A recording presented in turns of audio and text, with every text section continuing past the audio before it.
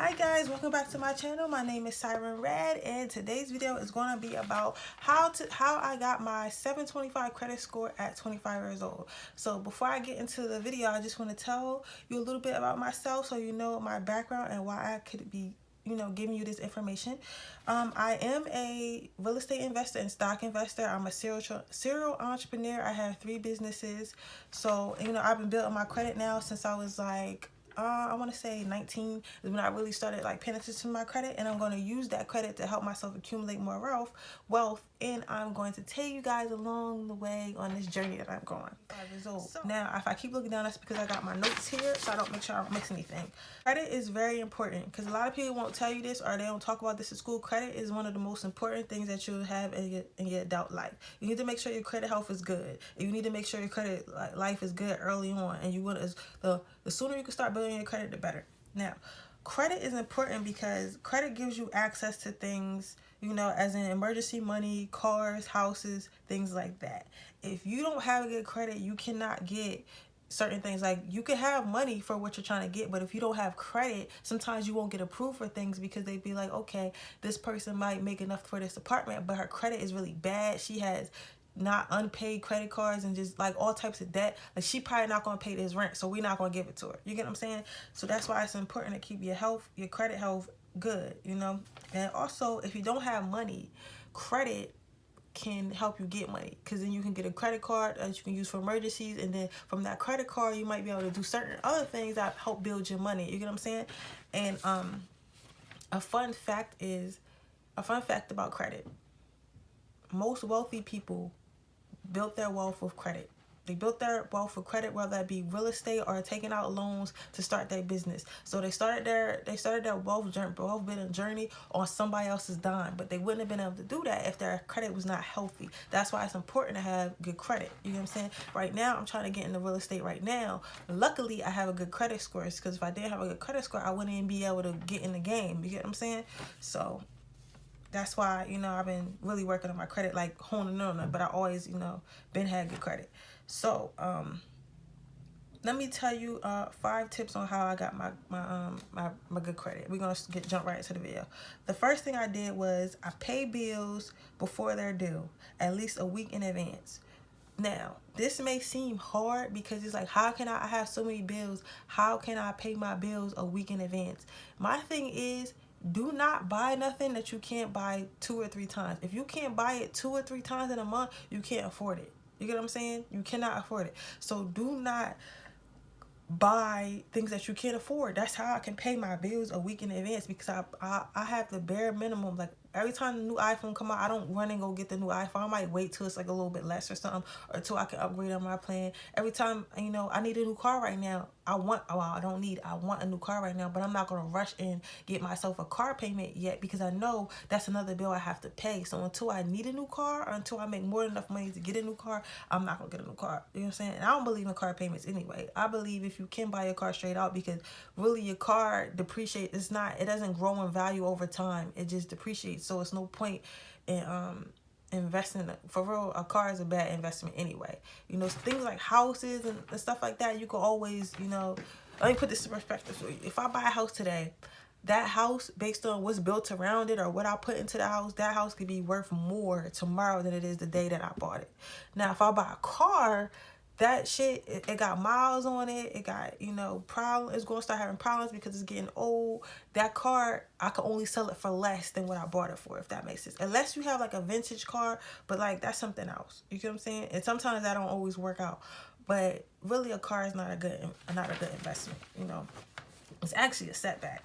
So yeah, so I pay my bills at least before they're due, at least a week in advance. That's where they're always, they're always paid on time. As far as like my car insurance and all that stuff, when I first got my car insurance quote, I made sure I had enough for the first month's car insurance and the second month's car insurance. I had two payments of car insurance already before I got my car insurance. So that way I paid 2 months up. I paid the first month, then I paid the second month. And then when the second month, I still paid it. So I kept paying it, even though it's already technically paid up a month, And even if you can't do this right now, when you get your taxes, instead of blowing it all at the mall, why don't you pay your car insurance like 2 or 3 months up? up and just keep paying it on the due dates, even though you know, like, technically you got like a whole nother 2 months to pay. You get what I'm saying? So that way it's always paid. You're not missing no payments. And that's the best way I do it, to not miss no payments. Now I know that's hard to do with rent and everything, so you really can't do that with rent, but it's no excuse why you can't do that with, like, you know,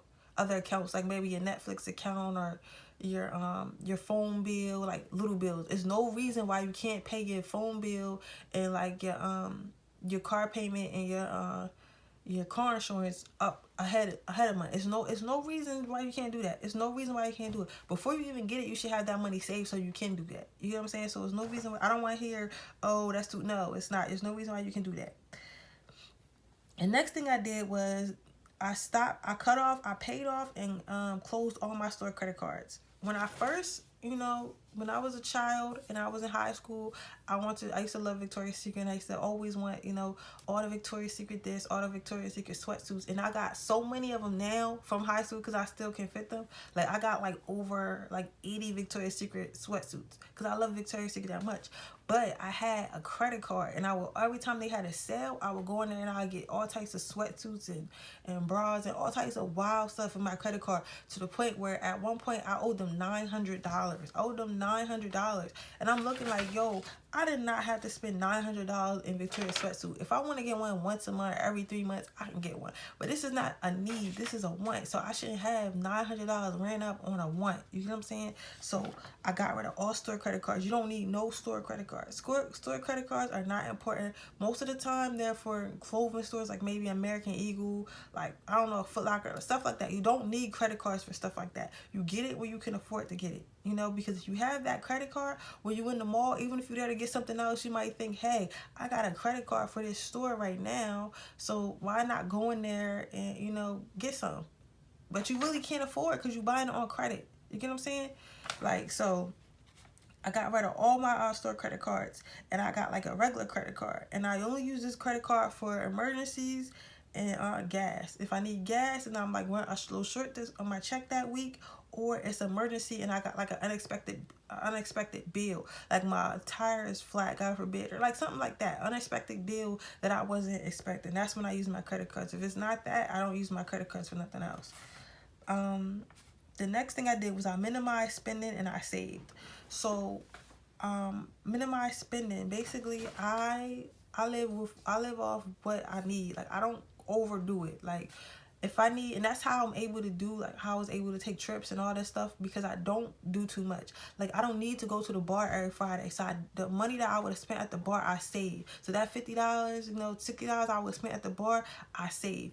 As soon as I get paid, I put money in my savings. I put at least, the very least, I put $100 in my savings every time I get paid, before I start paying bills, before I start doing extra. So I put the money, the $100 in my savings, then I pay bills, and then whatever I have left over is I use for fun, and I go like that. So really, for me, but since I have a business, is I save, pay bills, business, and then whatever I have left over for me to have fun. That's how I do it. Minimize spending. You don't need Hulu, Netflix,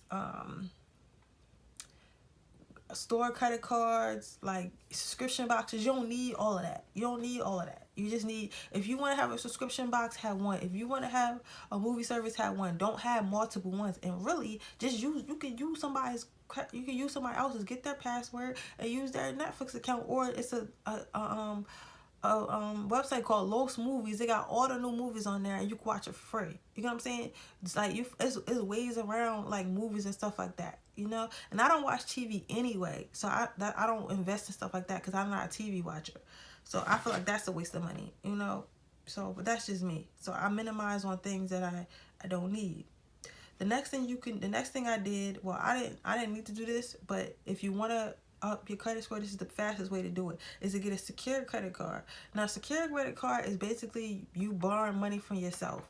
So whatever, like, they'll give you a credit card, but it's based off the money that you have in your bank account, and you have to basically pay yourself back. So that's why it's called secured, because the money really already in there, but it's like, it's your money, it's not their money, if that makes sense. So get a secure credit card and just use it for gas. Like, every time you go to the gas station, oh, you spent $30, you know, you gotta put that $30 back to pay yourself back. You know what I'm saying?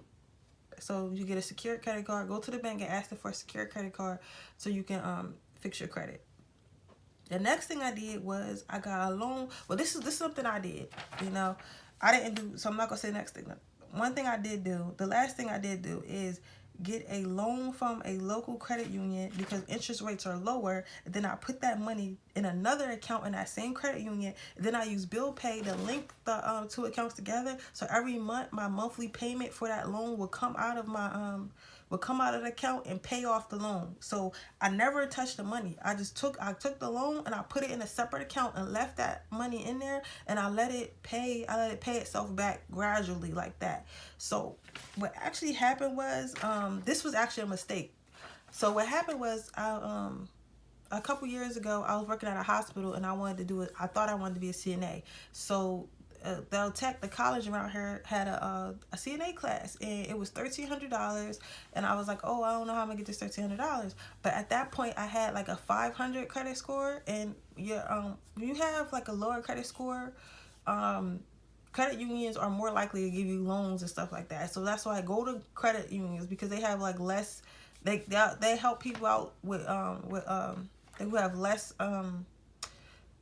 good credit scores, and you know that, and whatever they do give you got less interest on it than a regular bank.